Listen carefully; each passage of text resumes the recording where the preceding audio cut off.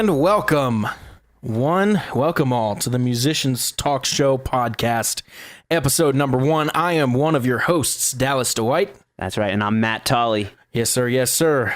Matt, why don't we tell them a little bit about what this podcast is going to be? We'll take a little more time up front. Usually we'll do it kind of short. This time we'll do a little less. Right. Or a little more. I'm an idiot already. All things music, anything music, any topic we can think of, any discrepancies people have, we want to talk about it. We want to work it out, figure out what the answer is. Arguments, ideas, debates, concepts, discussions.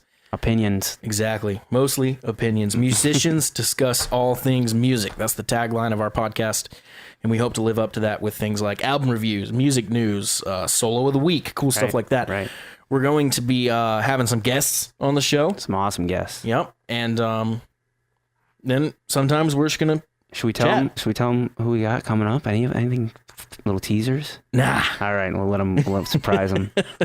That was a teaser right there. Now they're going to be like, oh my God, who is it? Exactly. Well, you'll have to sit and wait, my friends. Sit and wait on your commute to work, in the gym, at your cubicle, wherever you listen to podcasts. In your machine shop. Yeah. Matt listens to them in his machine shop. What else can they expect from this podcast, Matt?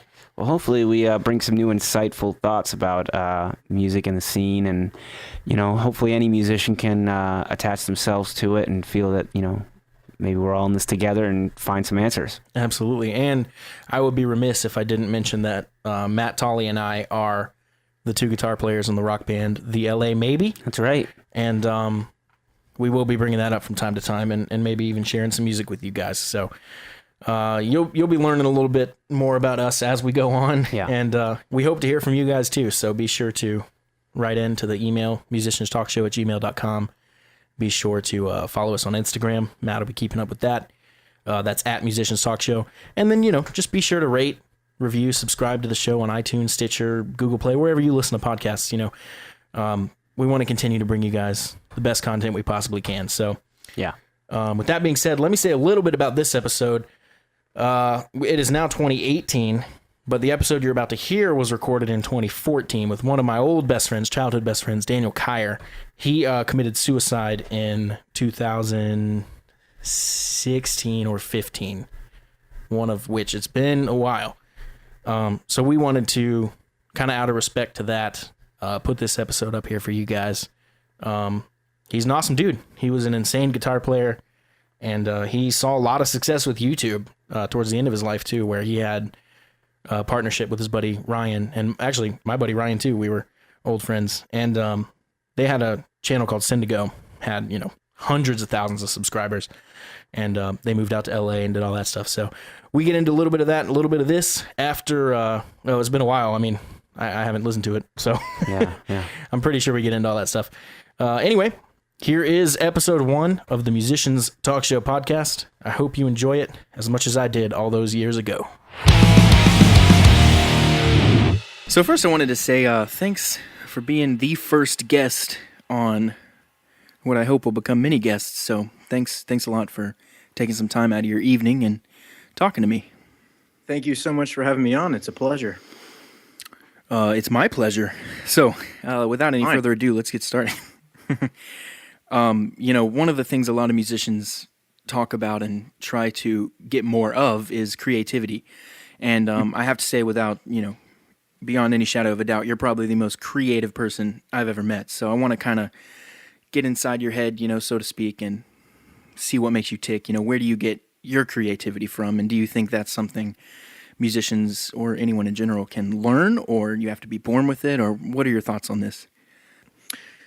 Well, first of all, thank you so much for saying that. That's fantastic to hear. But I guess to answer your question, it comes from the people around me. I've been extremely lucky to have family and friends who come from great creative backgrounds, who are super creative themselves. It's been a great journey, really, to grow up around these people, to learn from them. Surrounding yourself with people that are better than you, people that are, always offering something to learn. Those are the people that I try to surround myself with. And if I'm not around people who are, better than me, I'm not growing. So I think that I can attribute a lot of my success to the expertise of others. Also, being really open to any idea, you know. The second that you start getting set in your ways, the second that you start realizing, you know, I'm great at this, I'm just going to start copying and pasting, you know, so to speak, the actions or the approach to whatever I'm doing, be it music, you know, if I'm stuck, I'm kind of the person that I hop around a lot. You know, one day I'll be completely obsessed with getting this song idea out of my head, something that comes to me. And then another day I'll want to edit a video and I'll have all these editing ideas. And then another day I'll want to, you know, design something graphically on the computer. And, you know, I always feel like every time I approach a situation creatively, there's something I don't know. There's something I want to be better at. And I think it's kind of that hunger and that chase is what I feed on. So it's actually it kind of hurts me too at the same time because I am so constantly hopping around from thing to thing. Yeah, it's hard for me to right. It's hard for me to feel like I'm, you know, dedicated. It's hard for me to feel that sense of commitment, and it gets really tough. But I feel like some of the best, most creative people in the world are driven by that less love and more lust, you know, like you want it now, you want it fast, you want to learn how to do it immediately. I think that's great, you know. I think that, you know, keeps you hungry. It keeps you hungry, you know. That's not a great approach to, like, you know, social settings. That's not a great approach to people because you want to invest in people, and that's what's gotten me to where I am, you know, keeping in touch with people I've known for so long. Like it really gives me the sense of comfort to have those people, and it doesn't hurt that they're all super talented and they support me in what I do just as much as I support them. So definitely, it's something I think some listeners might not know about you is, as you mentioned earlier, you do so many different things. There's so many different outlets you have created for yourself to be creative through. And one of those is I wanted to talk with you a little bit about today is Cyndago, your YouTube channel, and how that kind of started as something very small and ended up growing into something, you know, much bigger. What are your, you know, how did that kind of come about? Right. Well, I can say that Cyndago has taken me to the place I am now, which is in Glendale, California. And I'm extremely blessed and extremely lucky to have had the opportunities I did. But yeah, it started really from nothing. Like you said, it was right after high school. A buddy of mine who was in our broadcast journalism program, which, fun fact, listeners, your host was in that too. We went to the same high school. Good times. And good times, absolutely. But, you know, being from that small town of Irmo and growing up there, there was no big scene for what we were doing. And I mean, even music-wise, any creative-wise, you know, South Carolina isn't the place to go. There, I mean, Charleston and Greenville are great places to go creatively, but Irmo and Columbia, it's okay. There are certain places that are better than others, but you know, we were really hungry to get out, and I think it was that huge, you know, goal that we set for ourselves that we are going to try to get to LA. You know, having those conversations. Having those talks about, you know, what are we going to furnish our first apartment with, you know, and then the rest just kind of came, you know. It was that drive that we both had to get out here is what really, you know, sold the deal. Now, speaking more technically about how Cyndago itself came to be, it was right at the end of 2012. My partner, Ryan McGee, the co-owner of Cyndago, him and I started making videos together on YouTube for his YouTube channel, which at the time had, you know, a few subscribers, very few, less than 100. And we both had, you know, coming from a broadcast journalism and creative background, we both had, you know, what it took to make a decent quality, full-rounded sketch for YouTube. So, you know, we had the tools, we had everything we needed, and we decided, let's do this. And we were both in college, neither of us being, you know, your average scholar, to say. But we definitely had the drive and the time to do what it took to get us where we are. So we just started plugging away. We started making sketches. We started from a very humble beginning. and then around 50 subscribers, which was all friends and family. We got in contact with a guy named Mark, one of the best, most generous people you will ever meet in your life if you have the pleasure to meet him. We got in contact with him over YouTube because he does game stuff. Like he does Let's Plays, and he'll do commentary over games, and he'll play a lot of horror games, which are extremely, extremely exciting to watch. If most people, when they hear the idea of a Let's Play of somebody sitting down and watching someone else play a game, that just sounds, where's the fun? But there's no adrenaline rush like watching someone else get absolutely terrified out of their mind while playing, some silly game. So anyway, that drew us to him. We were huge fans, and then we decided to shoot him an email, and he responded the next day. We sent him our first sketch called Rodney, which featured one of my great friends, Grayson Beard, awesome singer, and that blew up with him. Like, he loved it. Didn't blow up on YouTube, but he loved it. That's what I meant to say. So he ended up agreeing to do narration for another sketch we had planned, and he shared that sketch with his 50,000 some odd subscribers at the time. He made a vlog about it on his channel, linked to it, all that kind of stuff, and that's when the fans of his started funneling into us, and people started to see that we meant business. This was something that we're good at. And, we started getting that affirmation from others, which only fueled us that much more. So, we just plugged away and made more sketches. And, we were working around our schedule at the time, our school schedule. And then things started to get rough with school. We were getting a lot more stressed out. It got to the point where school was getting lower on the priority list and cyndago was getting higher. And of course, that's not something that parents are going to totally be cool with. So if I had any advice for any kids out there that want to start a YouTube channel who are living under their parents' roof, if you want to make it a living, you might want to wait until after school, after college, because that's going to be a hellhole to climb out of if school doesn't work out. It just so happened I was lucky enough to be a shitty student. I'm so lucky that I'm terrible. Probably the only person ever that's a good thing. Yeah. It worked out so incredibly well.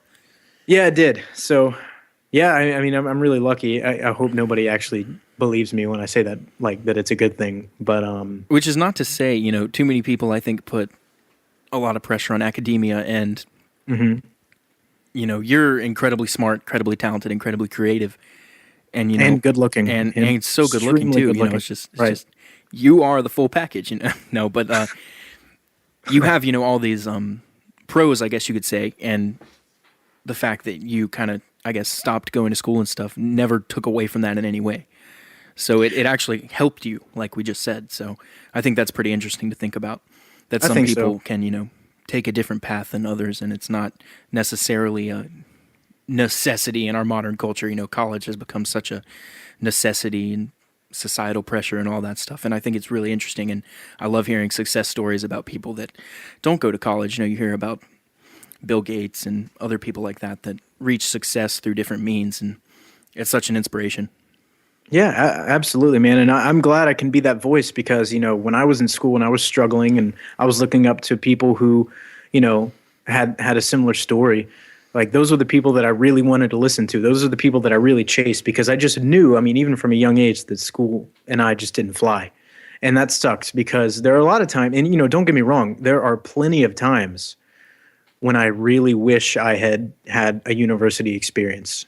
I went to a tech college for a couple of years. But, I wish I had that university experience. I wish I had the dorms and the activities and, I guess maybe I look too much towards the bright, flashy side of school more so than the actual work, which is easy to do. Yeah, definitely. But yeah, really most of it I can attribute to my parents. I have some of the best parents in the world because they saw through the pressures of academia, and they had enough faith in my abilities to say, what, fly, do what you have to do. If it doesn't work, we'll offer some sort of, parachute or some sort of plan B that we can maybe help get you out of. while you're young. And yeah, I think that's another thing too is doing it when I'm young. I mean, being only 20, like I feel extremely lucky to be able to have these opportunities young because, if things go south, which, every creative person who's making a living out of it hopes never happens. That's the biggest fear of anybody. I still have my age ahead of me to, figure out what I want to do. I can still go back to school if I need to. So, really that alleviates a lot of the pressure and the anxiety that comes with, moving out here, doing something creative with no degree to back you. So, and I think the pressure of being a creative person for a living can get to a lot of people. I mean, in script writing or songwriting or producing or any video editing, even anything like that, you constantly have the pressure of being creative. And what happens, when that runs dry or you hit a writer's block, like your career comes to a screeching halt. So you have to find ways to perfect the craft to the point where you don't let that happen, Yeah. And even on top of that, it comes down to the trivialization of what you're doing. Like, is this worth doing anymore? Am I enjoying it because it's something that I have to do, and that's definitely a thing. I would have never thought in a million years that would have been a thing. People say, oh, well, if you're going to get paid to do it, you'll get sick of it because money ruins everything. And I was always like, well, hell no, I'm not going to let that happen. But that was easy to say when I wasn't being paid to do it, when it was something I was doing as a hobby, something that it was an escape, it was something I would go work these long hours at a part-time job or something, or be working on homework or insert things people don't want to do. And then, you escape and then you're able to do what you want to do, express creatively, create something. So you and then attach those emotions to it of freedom and, things like that. Right. And then when it comes down to deadlines and it comes down to the pressure of other people's expectations, which for me has driven me a lot, other people's expectations, wanting to go above and beyond for what they expected, setting the bar at a place they're very comfortable with, but then always trying to just, go way above break it. That glass ceiling. Yeah. Oh yeah, absolutely. Yeah. That's a really fun thing to do. And it's such a great feeling. I know. Oh, absolutely. Absolutely. And I know even I can speak, just from being your friend for so long, that you've kind of always had that. I remember in high school, I think you were a freshman.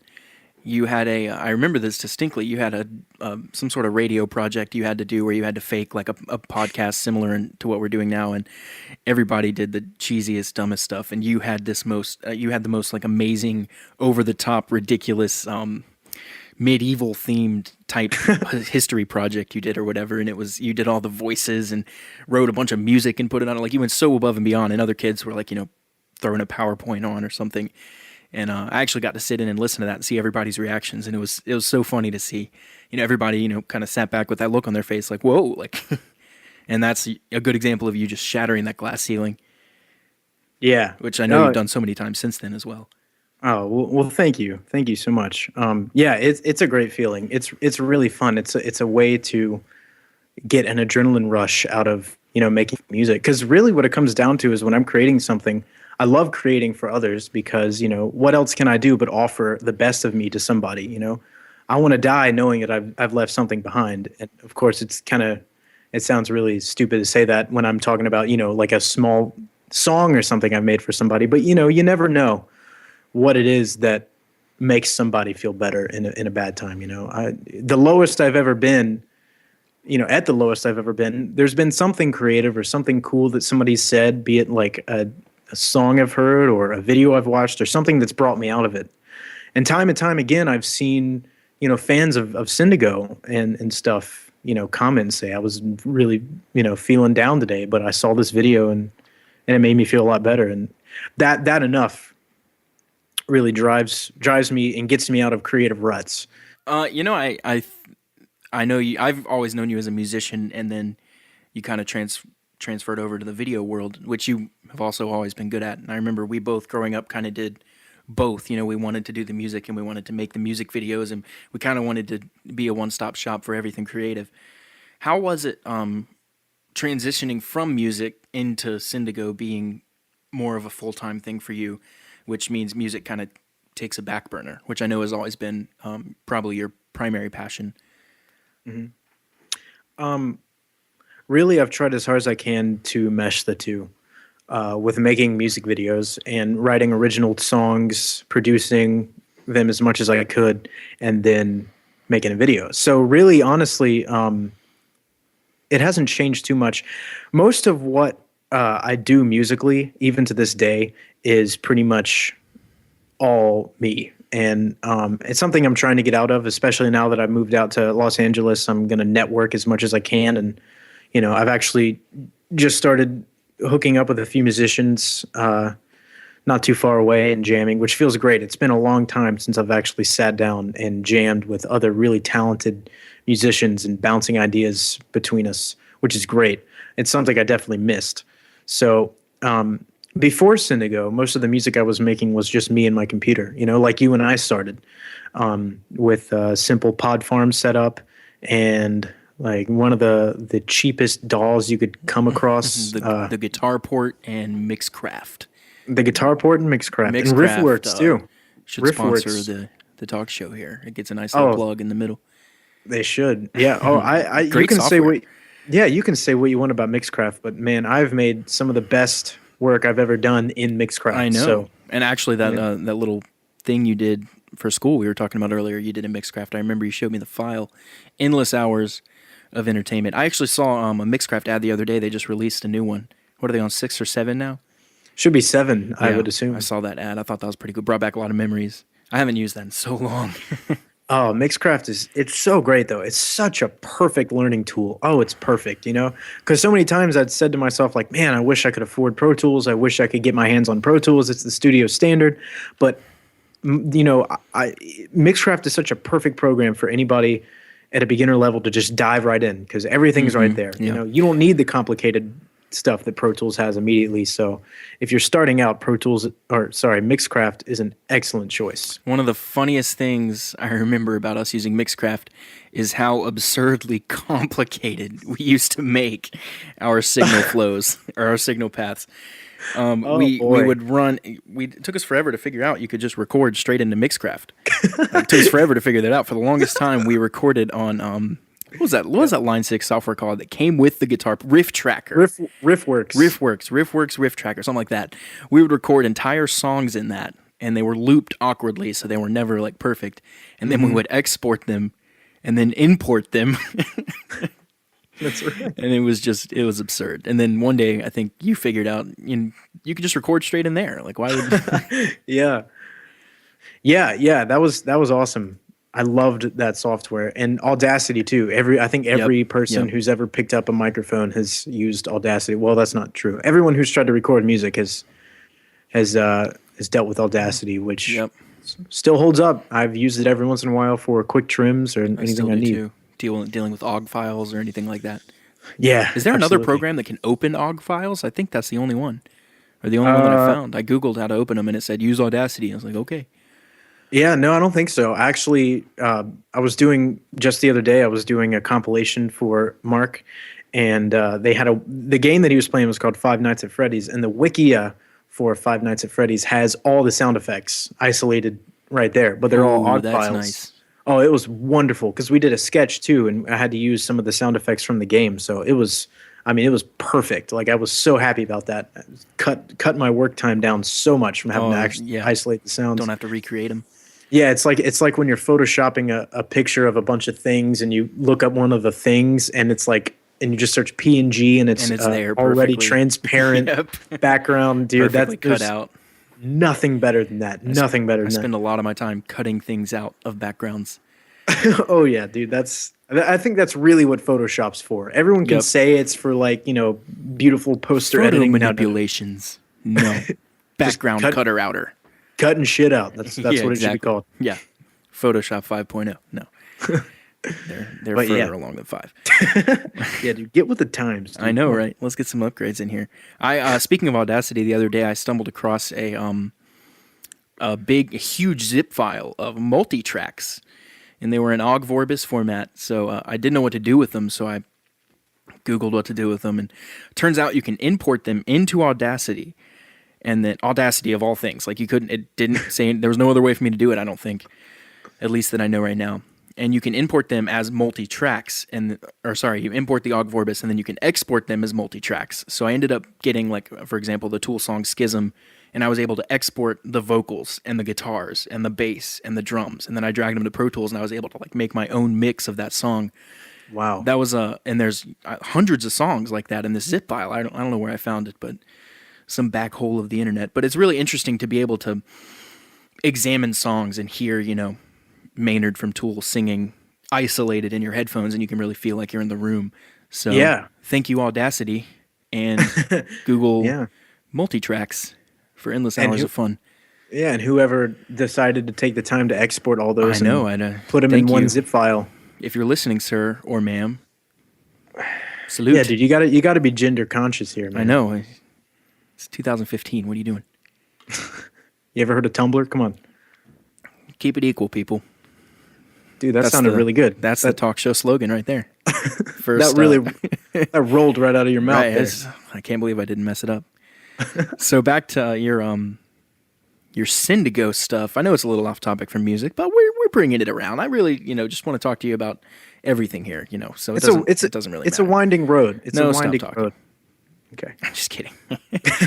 I did want to say, how does music help you when you're in cyndago? I mean, you have a musical background, you have a lot of musical education and producing education and technical education, and you know what an Ogg Vorbis file is, and how does that knowledge help you in cyndago? And then I wanted to translate that and also into how does that help you just in life in general? Oh man, well for cyndago, it's everything. Like my contribution to cyndago is huge compared to what it would be if I didn't know any of this stuff. Because there's so many YouTubers that are more the creative side. Like Ryan's more the writing. He comes up with a lot of the baseline ideas. But I guess my passion lies a lot more in the technical aspect. So it's fantastic. Like it's a great way to see noticeable upgrades in your videos, and when you pay attention to the small details like that, like what the sample rate is when you're exporting a video, making sure all the sounds or as many sound effects or clips as you can that are going into the project are of the same sample rate. I mean, you get amazing results just from that, knowing how to set levels, knowing how to work basic compression, noise gate, EQ, knowing how to... These are life skills, people. Oh, most literally. Most literally. Daniel most Kyer. Literally. Yeah, dude. Quote that.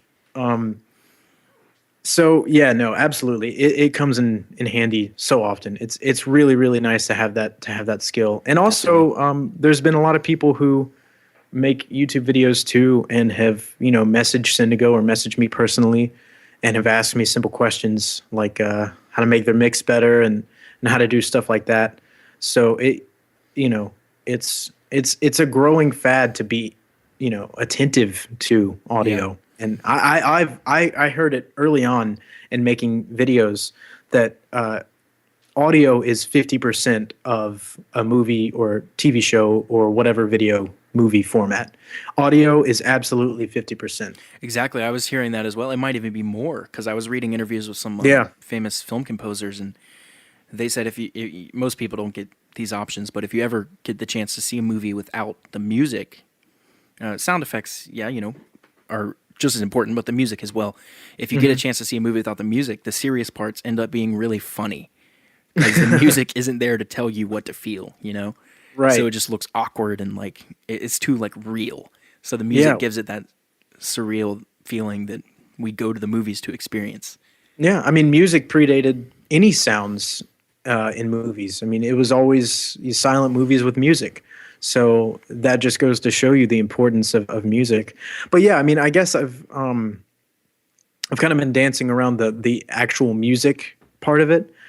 Music definitely helps, having the ability to figure out, not only levels and the technical side of mixing, but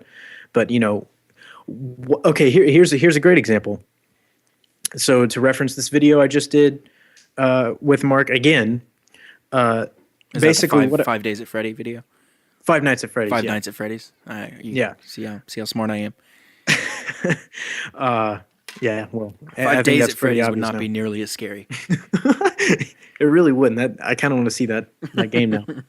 But yeah, in that video, there was a couple parts where Mark was talking, and to fill people in who don't know exactly what I'm talking about. Again, Mark is a Let's Player, so what he does is he just talks over games.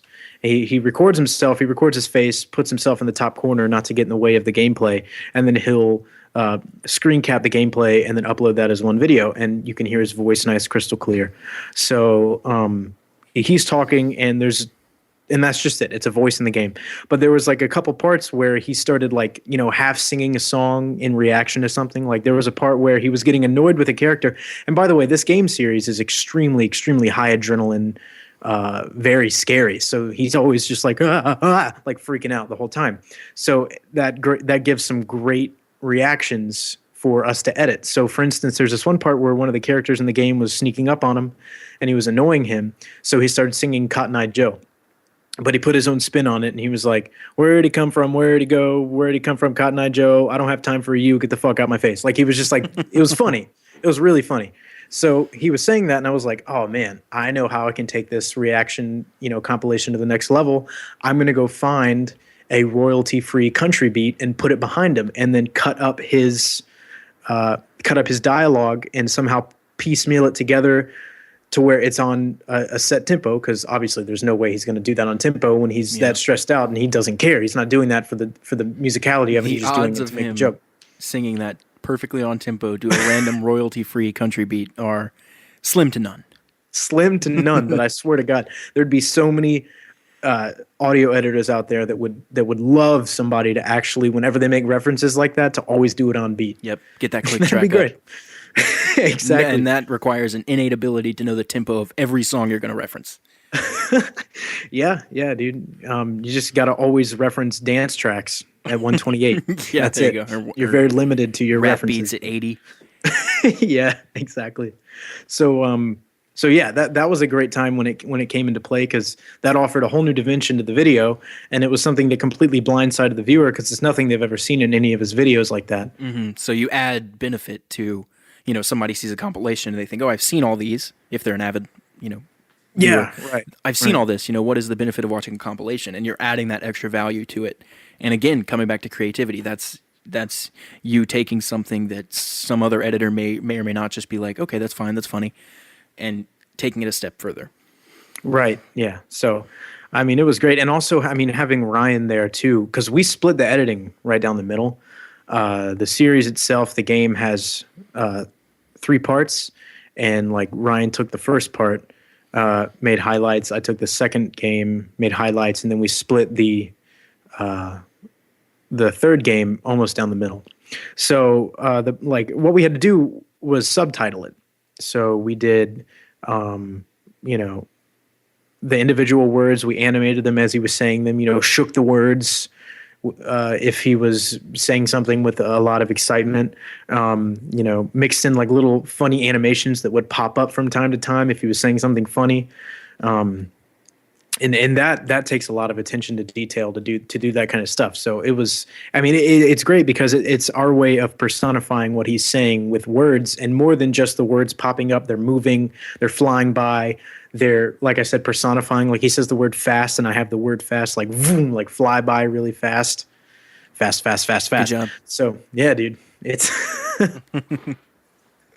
it's awesome. How'd you think of that one? Dude, I don't know. You gotta outside of the box, or sometimes thinking inside of the box. That's absolutely right. Thinking inside of the Adobe Premiere safe margins. There you go. Yeah. Don't go outside those little lines. That's right. We have so many great catchphrases in this first episode of the podcast here. I don't know if you're going to be able to fit all of them in the thumbnail. Good luck. It's just going to be white text in the thumbnail, just line after line, 12-point font. Times New Roman. Yeah, there you go. Every school paper you ever did. So here's a simple question for you. We're not going to get all esoteric with this. How's LA? LA is really, really cool. I love it. Definitely something I can get used to. It's really fast paced. It's mostly everything that people told me it would be. There haven't really been any like blindsiding, experiences yet. What? There's People are tan out here. Yeah, No one told me that. Yeah, people are definitely different than they are in South Carolina. The differences are pretty obvious. First of all, way more diverse. You've got Yeah, I was all about to different say cultures here. I've been a lot of places, but I've actually never made it out to LA. I plan to change that soon, but I just imagine being such a creative hub for all things, movie, music, everything, that it has to be just so diverse because everyone has to go there for business. So you're Yeah. bringing in people from all over the world, and that has to create such a melting pot of, that's probably a pretty good representation of America in one city. Yeah. Unfortunately, it is. Unfortunately, Yeah. because it's very dirty and it's very crowded. I think that's most And cities.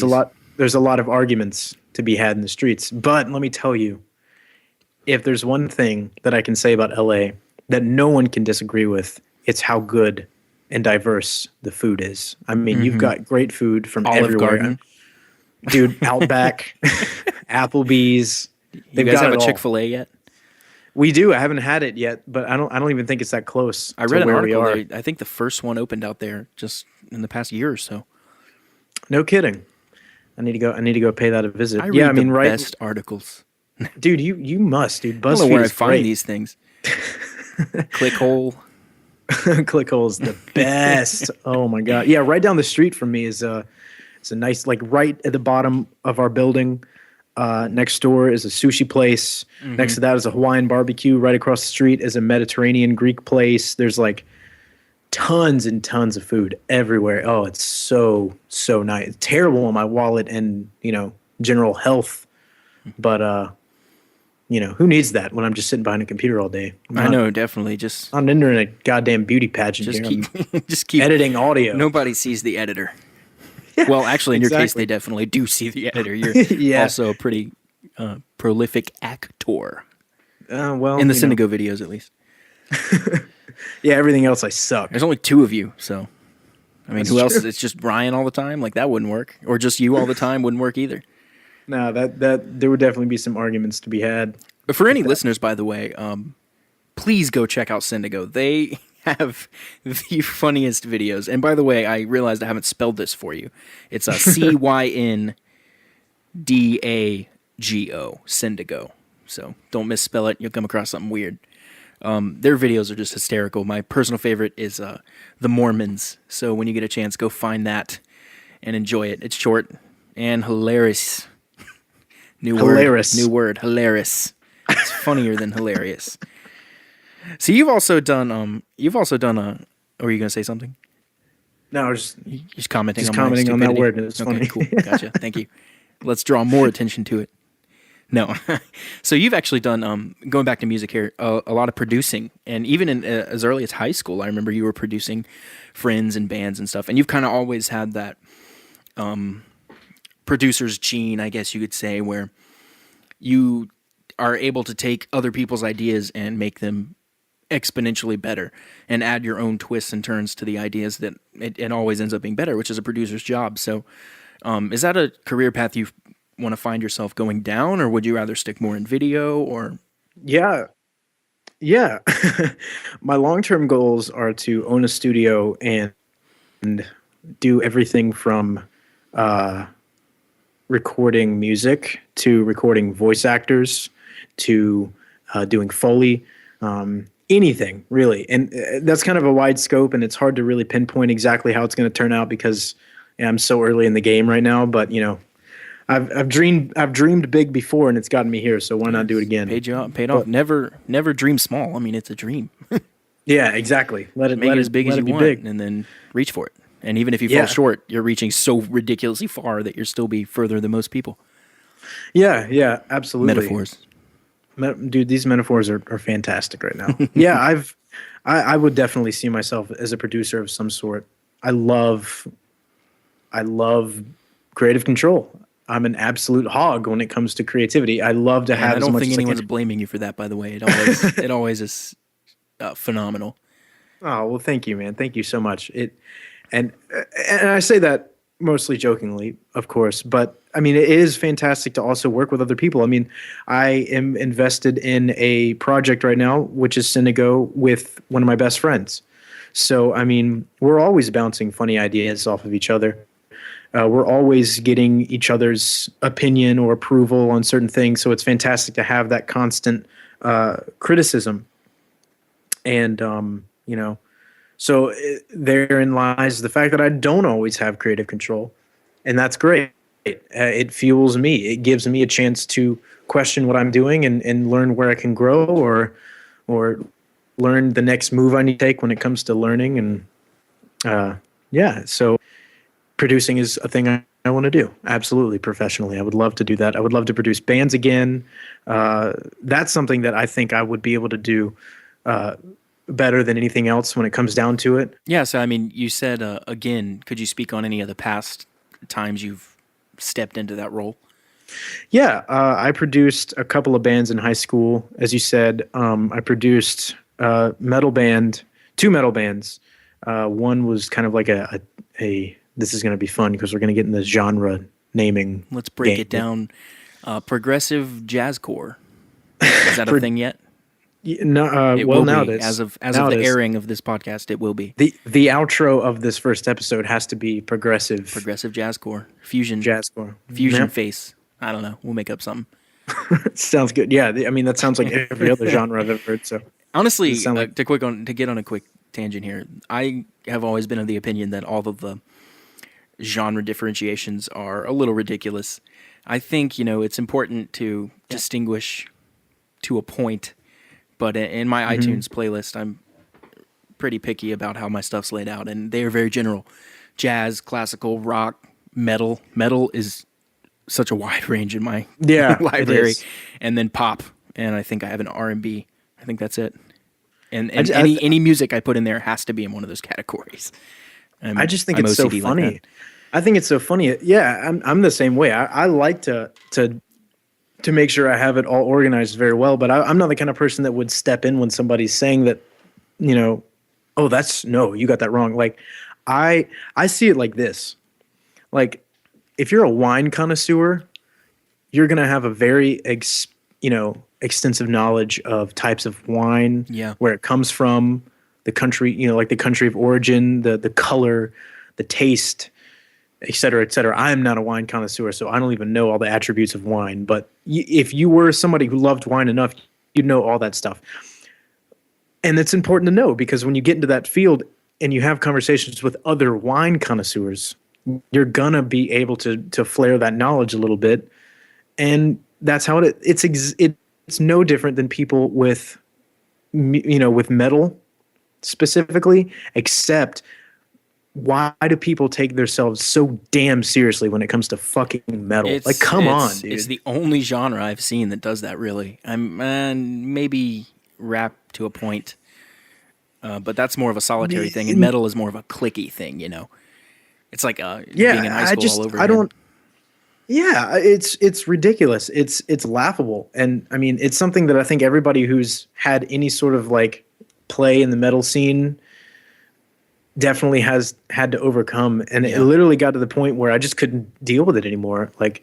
There's a lot of metal, a lot of different genres of metal that I love, but I'm almost turned off to a lot of it because of the context that it comes with, of the people and the scene and the egos and the people just trying to draw lines between other people. And it's just bullshit. I think it's drama. I think some people like that. Some people feed on that. Some people feed on the fact that they're separating themselves and feeling above others, and that's not what music's about. It should never be about that. There's definitely competition is very important when it comes to musicianship. It's great. When you treat it as fuel, that's exactly what it will be. But then once you start to try to one up people, either with your playing or with your knowledge or any of that kind of stuff, when you're trying to bring others down, what are you doing? I mean, too many people are trying, maybe they're not trying to be someone else, but they're definitely not being themselves. And as, cliche and cheesy as that sounds, it's really important, just instead of, finding what you think you want to be, just let whatever you are come out. Yeah. And it will. You just have to kind of back off the creative throttle, so to speak, and just let it flow. And Absolutely. it doesn't matter you're going to write bad songs, you're going to have bad experiences as a creative person, but you have to get those out of you. Because, you know, I heard, talk to a famous songwriter at one point, and he told me, or not famous, successful, let me correct that. He said, you know, for every 100 songs you write, there might be 2 good ones. So it's important to write those 100 songs so you can get to the 2 good ones. So Yeah. I don't know what I'm saying here, but there was some nugget of information in there that was worth sharing. No, I know exactly what you mean. That's a great point, and that's something that is, I think everyone has a problem embracing when they start to make more or become more expressive or start to make more stuff. It's really hard to do that. Everyone wants to make everything they do perfect. Of course, why wouldn't you? That's human. You want to make it good. But you got to find that balance between the two. You got to find the balance between knowing that, hey, I need to make a lot, whether it's good or not, just so I can get better, you know? Exactly. That's something I've been struggling with. Yeah, and then that line where it's like, okay, this one's got to be perfect. This is going to be the one that breaks through and trumps all the other ones. I think everything you do should always trump what you did last time. I think that's important. Even if it's one small thing or if it's vastly better, you should shoot for the stars when it comes to constantly improving yourself. And I think that that isn't as hard to do because, I mean, that comes with being self-aware, and that comes with understanding where you're at, you know, knowing if you're bad, you know, admitting that you're shitty at something. Everyone has to do that. I see so many people lot just of people don't do that. Yeah, exactly. I see a lot of people not doing that, and it really hurts them. And I can't relate because I've always been probably too hard on myself. Oh, so probably, I don't know about that, but I've always been a little, honestly, like I said, too hard on myself probably. And if something isn't up to the standard I want it to be at, it's frustrating.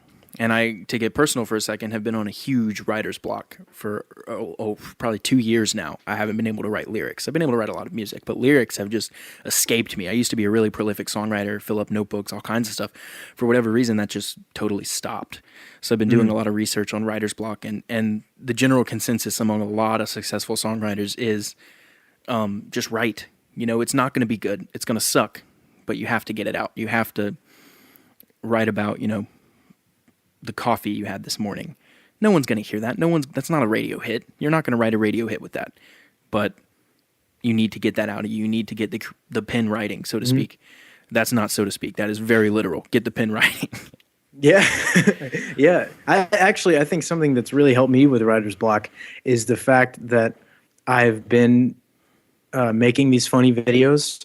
So musically, I'm not writing a symphony. I'm not writing beautiful, gorgeous prog rock. Right. You're just with supporting all these chord changes. Supporting the feel of the visual, which is the role of music in movies. Right. So I'm getting that experience. I'm turning on my equipment. I'm plugging in. I'm recording. I'm going through the motions to finish a song, but I'm not spending my time slamming my head against the desk wondering, is this perfect? If all I need is like a simple 4-chord progression to support whatever funny lyrics we've come up with, that's great. That's fantastic. And a lot of times that's not even great. That's even better than some other crazy stuff you could write. Oh yeah. Knowing, it's negative space. It's knowing when not to play. Yeah. That's a good way to put it. That's important in visual art just as much as it is in music. So yeah, I think that for me, like you were saying, write about everything, anything and everything, whether it's serious or not. What I'm doing, it's serious because it's going on YouTube and it's something I'm proud of, and it's something that's showing my colors of what I can do. But at the same time, I'm not writing serious, I'm writing lowbrow stuff. I'm not writing like very serious music. So when it comes to writing serious music, I've had the practice, I've had the experience and the hours put into the software, put into the playing, all that kind of stuff without sacrificing my, I say reputation, but that kind of sounds a little strong. But I think your pride, what I mean. Maybe. Yeah, maybe pride, but yeah, it's great. Like just recently I was saying earlier that I got back hooked up with some musicians again, finally, and getting out and playing serious stuff, some slower stuff like soul and funk and neo soul and that kind of stuff. It feels great. It's a great break. I've been able to take a break and breathe from serious music and do this goofy stuff, have a little serious things sprinkled here and there. But being back to playing serious music and gearing up to perform for, crowd it's made it a lot easier after having that break. So I think that's what's helped my writer's block. I think it's interesting, like you were kind of alluding to there. When you started Cyndago, you had to step into so many roles. You had to be the videographer, the actor, the editor, the producer, the manager. You had to be the writer and the editor, all that stuff. I said editor, so and the editor too, and then also the editor. But you had to step into so many roles, and that probably, correct me if I'm wrong, helps you keep your creativity, on point. Oh yeah. It's awesome to be able to assume that many roles. And it's fantastic too, because you never really figure out how important it is to have all the parts fit together perfectly until you're put into each of those roles. Because it's awesome to be able to not only edit video but make the music. So, for instance, if I'm working in a cinematic look, like 2397 frames per second, I can make a song at like, I don't know, I'm trying to let me do some math here in my head. What would that be? 96 beats per minute would be, so 96 beats per minute. The separation of frames matches with that tempo. So I know for a fact that when I cut to the beat, I'm not missing a beat. Literally. So that would be frame change. I'm not so the frames, that's too much for me. Yeah, it's super technical. I'll stick to Pro Tools. It's like that kind of stuff is what's really, really helpful to be able to assume all those roles, because then I can think, I can put on my editor's hat and then take that off and put on my audio hat and then take that off and put on a visor, which I don't know why I'm wearing a visor, because visors are ugly. So I take that off. Yeah. And then I put on my videographer's hat again. And then I realize that's too small. So I have to put my, you understand. Switch it out. Walmart sells all these hats, people. You can go get the Cyndago hats. It's a joke, but maybe they will. Maybe they will one day. Could you imagine walking through Walmart and just seeing a Cyndago hat in Walmart?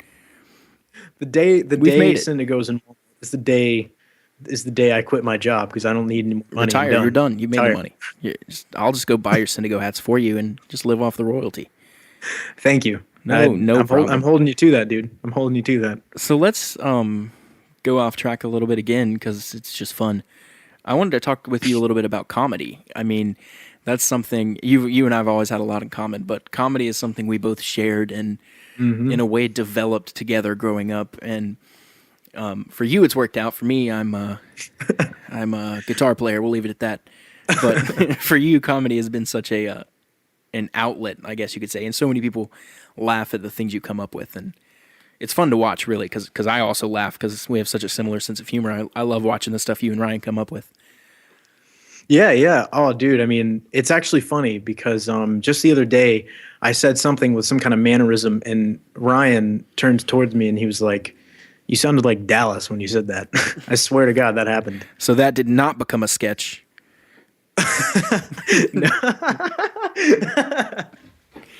That's funny. Yeah, no, exactly. So, pretty much we have this saying, anytime I have a bad idea, it's like, dude, you sound like Dallas. You sound like Dallas. Just delete that. Backspace. We're going to pack it in. We're going home for the day. Oh, God. Oh, man. That's rough. But we did. It was fun.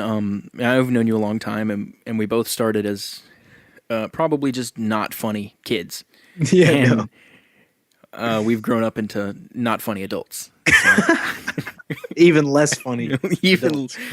It was not a progression. It was a regression. Absolutely. Age is inversely proportional to comedic value. Absolutely, dude. No, but all jokes aside, that was a joke. See, you're fucking hilarious. What do you say? Not me. But no, so seriously though, you're. I think comedy is something we've had. We've shared a lot of laughs over, so to speak. Dude, being able to laugh at. I don't know what I'm trying to say. I just want to talk about funny things. Is that so hard for me to get the words out? I don't. You've Man. made your point like 12 times. I know. Dude. So comedy, I think, is something we've. Yeah, yeah. No, I mean, I think being able to laugh when you're in a creative setting and you're coming up with ideas, being able to like crack jokes and being able to laugh is like it's like thinking on your feet when you're boxing, you know? It's like you have that extra punch, so to speak. Ooh, Man, do you good see one. that? Metaphor. Dude, dude. Personification. You're really bringing this one home. Yeah, dude. That's what I do. Quite literally. Somehow. So, you're a Louis fan, right? We're both big Louis fans. Oh, I'm so glad you brought him up. Yes. I can't relate to him. He's too funny. But Dude, he Yes. says some of the most genius. He has some of the most genius bits. You know, I just love him does. so much. That's all I'll say about him. There'll be a whole nother podcast I'll make for him.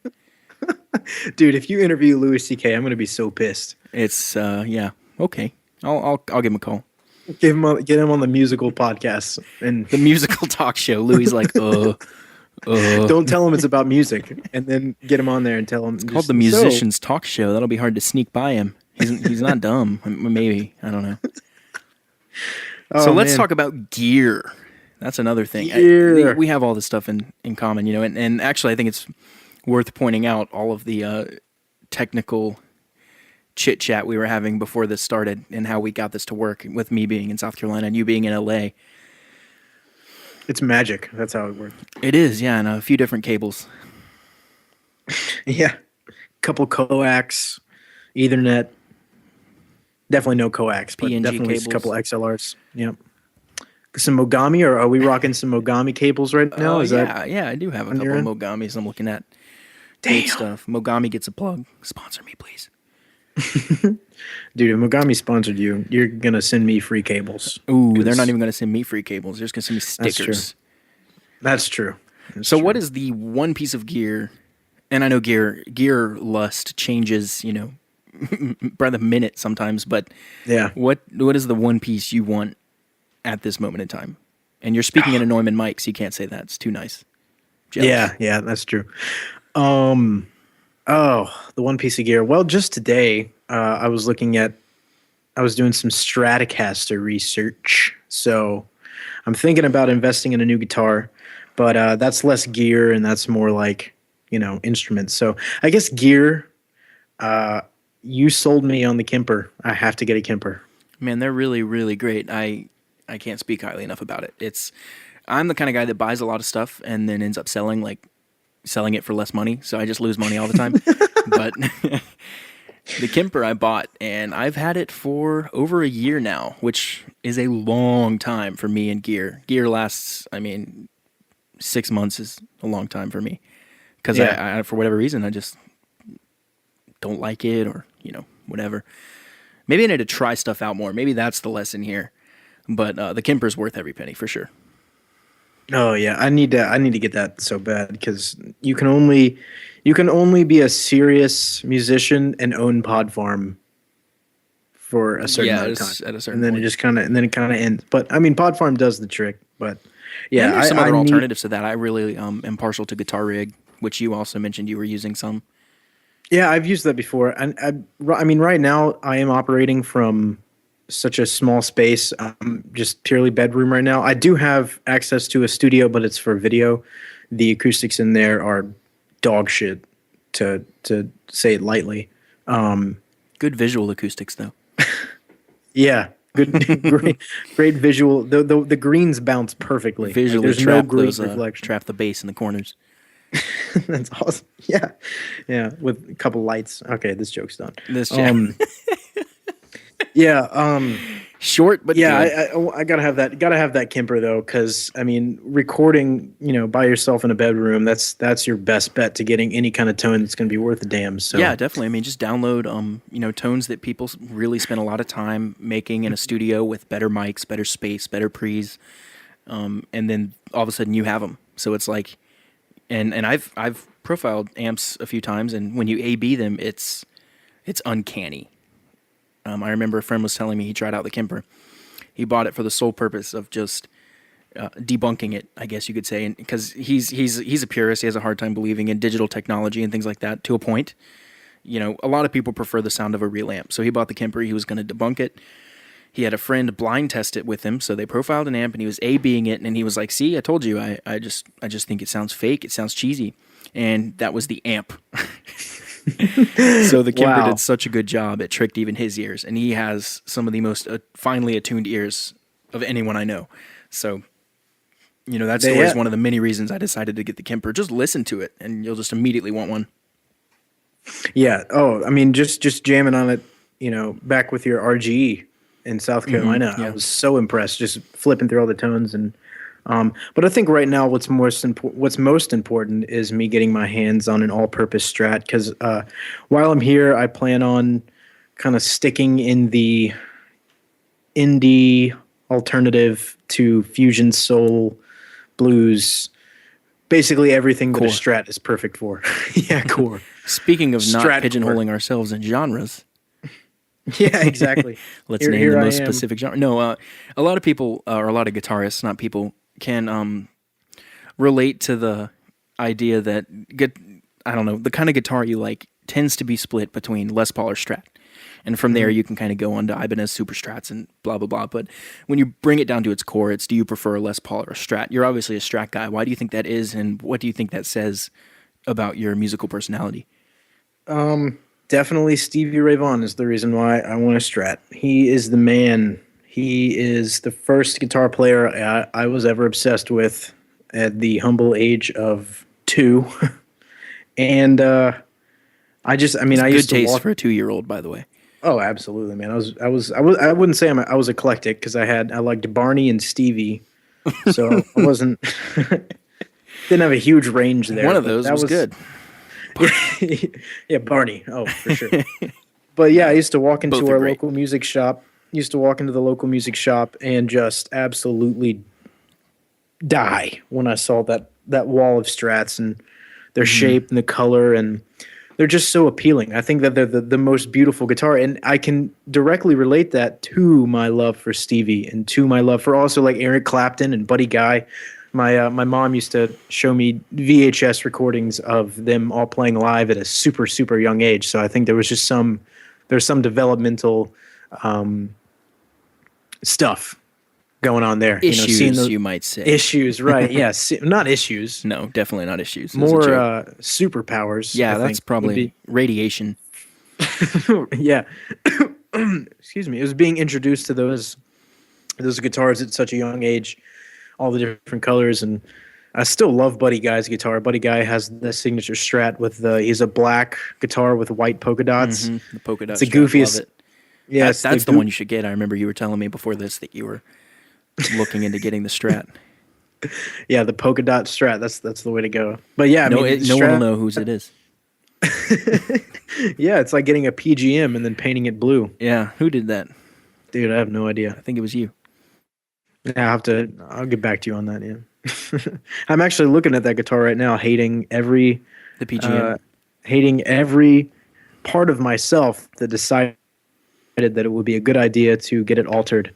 I had this fret sculpt, which I'm not super angry about because it does make it easier to play up top, but I do hate myself for getting it painted. I ruined the finish. But it was a cool idea, you know. You got to experiment a little bit, just maybe not on the PGM. yeah, maybe not on the jewel, the crown jewel, but yeah, no, it was absolutely a bad idea to paint it. But you know, it's set up for E, and it really wants to hover around 9 and 10 gauge strings. I have 10s on it now, which I don't really like. I kind of want to go back to 9s because when you play metal and you record metal, which it's great for, it's a really, really diverse guitar, the PGM, because you've got, wow, here I am talking about this guitar I love. I don't even know what the pickups. I know the middle pickup is it's got his DiMarzio ones in it, right? Yeah. He's been a DiMarzio guy, I think, since the beginning. By the way, the guy we're talking about is Paul Gilbert. It's his signature Ibanez PGM. You have the he's had many different versions of that guitar. You had the white one with the black F holes painted on, and right, maple neck, right? Maple neck, I think. Yeah, maple neck. It's a 301. It comes with well, actually, they've updated it. Now it has the FS1 middle pickup, and which is single coil. But I know that mine has the PAF Pros. They're really, really hot, and they're really, really, really crunchy.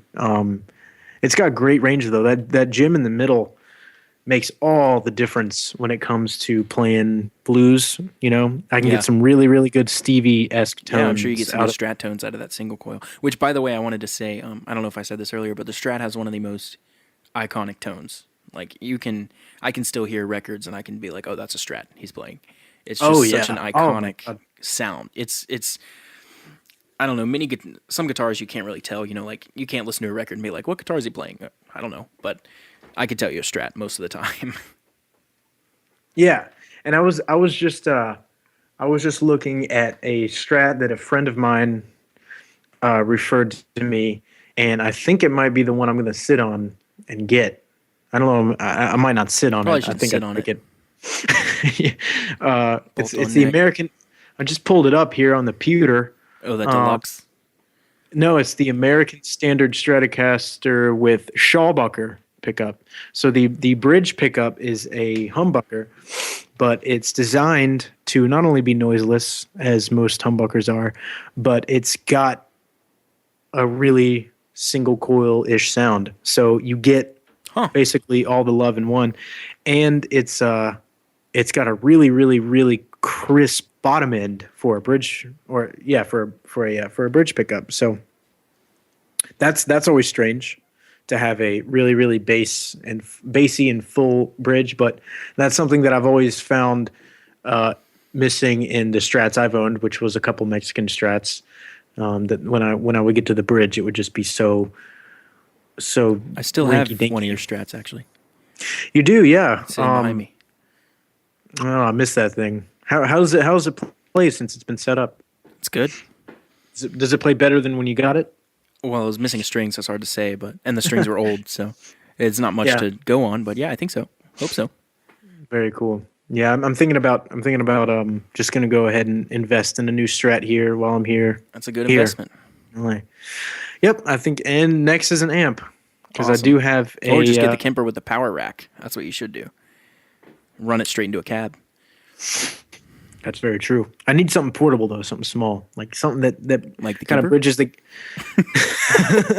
Something that bridges the If I could get that with like a combo. Oh, you know what you should do is get the Kemper with the rack, which adds some to the price tag, but it's Something worth tells me you want me to get the Kemper with the rack. I don't know. well, they're paying me to sit. No, but if you can get an amazing cab. I saw Steve Vai. He's playing his Legacy 3s from Carvin. He's got a little like 212 or 214. I think it's a 212. It's small, but it's perfect for what you're looking for. It's just the cab. You can get just the cab, yeah. They're great cabs, Celestion V30s. Interesting. Yeah, maybe I'll invest in that because you have the duo Kemper setup. You have one for your studio and one with the rack. No, I just have the one with the rack. I take it in and out whenever I need to. Oh, okay. I kind of get lazy though, and I use a little Line 6 combo live because I somehow magically stumbled upon an amazing tone in there. So like all of them are not good, and then there's one that is amazing. So I just use that thing because I'm like, why? Oh, I don't know. I don't want to drag huge cabs and stuff to little club gigs. So I just bring the Line 6 combo. You slap a 57 on it, and it sounds amazing. That's how I've got Pod Farm going too. Pod Farm it's just basically just trudging through the shit until you find that perfect tone that just somehow doesn't even sound like it's coming from a computer. It sounds like it's coming right off like a 5150. It's crazy. Exactly. And it also comes in the magic of mixing and knowing when to compensate for shitty tones and knowing how to mesh tones together. Lots and lots and lots of tracking the same parts, having up to 4 parts at once playing with 4 different distinct, or 2 pan tracks, but each track has maybe 3 parts, three overlaying tracks that all kind of corner or at each corner of the tone. So you would be a big fan of the Axe Effects. It actually has a lot of the functions that I don't want to relate it to Pod Farm, but it's similar in some ways in the way you set it up. Yeah. Has it got like stomp boxes and all that kind of Yeah, stuff? they're all set up. I remember the pod farm interface a little bit. It's set up, horizontally as a chain, and that's how the Axfx sets it up, as blocks like that as well. And you can have the multiple amps and stereo like you do on pod farm and stuff. Anyway, we are about at the end of our hour here. I really appreciate you taking the time to talk to me tonight. I know it's late. Oh man. It's been a pleasure. It's really late super over late here. for you. Super late for to me. say. 4 a.m. But is Oh my there God. anything else you wanted to touch on or talk about before we call a wrap on the first episode of the Musicians Talk Show? A huge success, I may say. Thank you so much again. Oh, absolutely, dude. My pleasure. Really had a great time talking to you. Yeah. Oh, this has been so much fun, and I hope to come back on it again. I guess to close things, there's one thing that I heard, a piece of advice that I would love to tell every creative person, especially any person that's trying to make a living out of whatever it is they do creatively.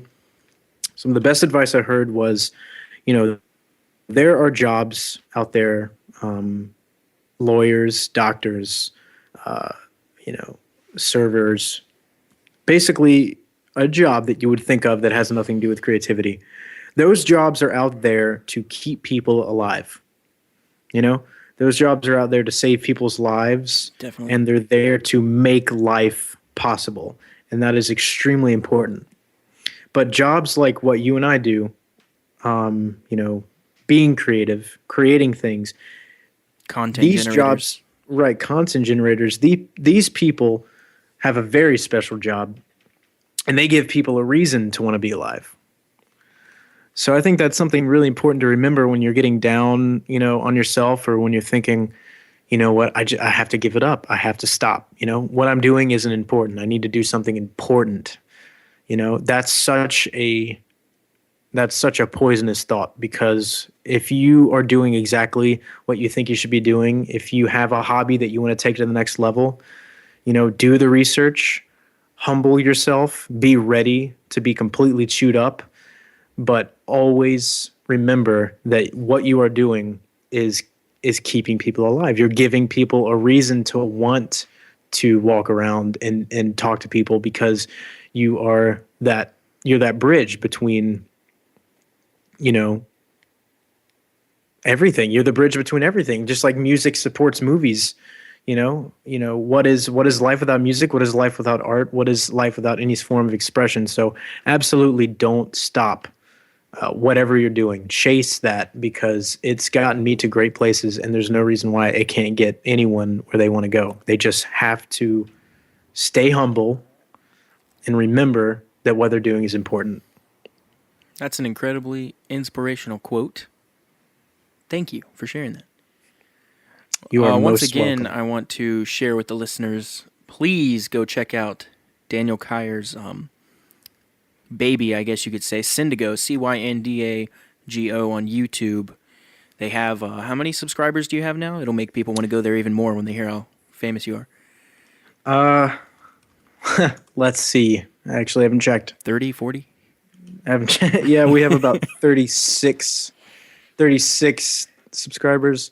We now have 121,000. Man, that was, oh God, when was that? It's like a week ago you texted me and said you were at 100,000 and you guys were excited. How you guys are constantly up in the ante. I love it. Yeah, we are trying. We're doing as much as we can. We actually, it's really fun. One last thing, we did a live stream fundraiser with Mark, and that generated a lot of the money through donations that got us here. That funded the bulk of the move, and we have a lot of gifts and perks from the fundraiser that are coming soon. So if there are any listeners that donated or helped us, that stuff will be coming soon. That's the only plug I want to say from Cyndago. So besides that, it's been an extreme pleasure, and this was a lot of fun. It feels great to talk to somebody who knows how to ask the right questions and get the right answers from creative people. So I wish the best of luck to you for the rest of this podcast, and can't wait to check back and see who else you've interviewed. So it's Awesome. Yeah, I hope it all goes well, just getting the thing off the ground. So get on over to youtube.com/cyndago, or is it /user/cyndago? Either. Apparently YouTube wants it to be /user/cyndago. Somehow that makes annoying. a difference. But Or you can also, facebook.com/cyndago, right? you can do that, or you can just go to cyndago.com because we've got that domain There you name go, routed. cyndago.com. Plug that. Make sure get on over there. Not only because Daniel is a cool, creative guy, but the stuff's just funny. Like you're gonna laugh. So just get over there and laugh, and hopefully that'll open some new doors for you. This has been an inspiring chat. Thank you so much for the time. Thank you so much, man. Anyway, I guess this is a wrap for episode 1 of the Musicians Talk Show. So thank you guys so much, and we'll get that show on the road for you soon. Anyway, thanks. Signing off. Hey guys! First of all, thank you so much for listening. If you could please take a quick moment to subscribe on iTunes and leave a rating and review. Your feedback seriously is really important, and it helps us keep the show alive. Check out musicianstalkshow.com to sign up for our mailing list. If you do, we're going to send you our main theme song and a few other surprises. Plus, you'll always be the first to know what episodes are coming up. If you want to help support the show so we can keep putting out the highest quality content possible, please follow the Support the Show link at our website and consider donating to our Patreon page. Lastly, if you have an idea for a guest or a question you want to discuss, contact us through any of the contact forms on our website, and we'll do everything we can to make it happen. Whew, all right, that was a lot, but we got through it. Thanks again, guys, and we will see you soon.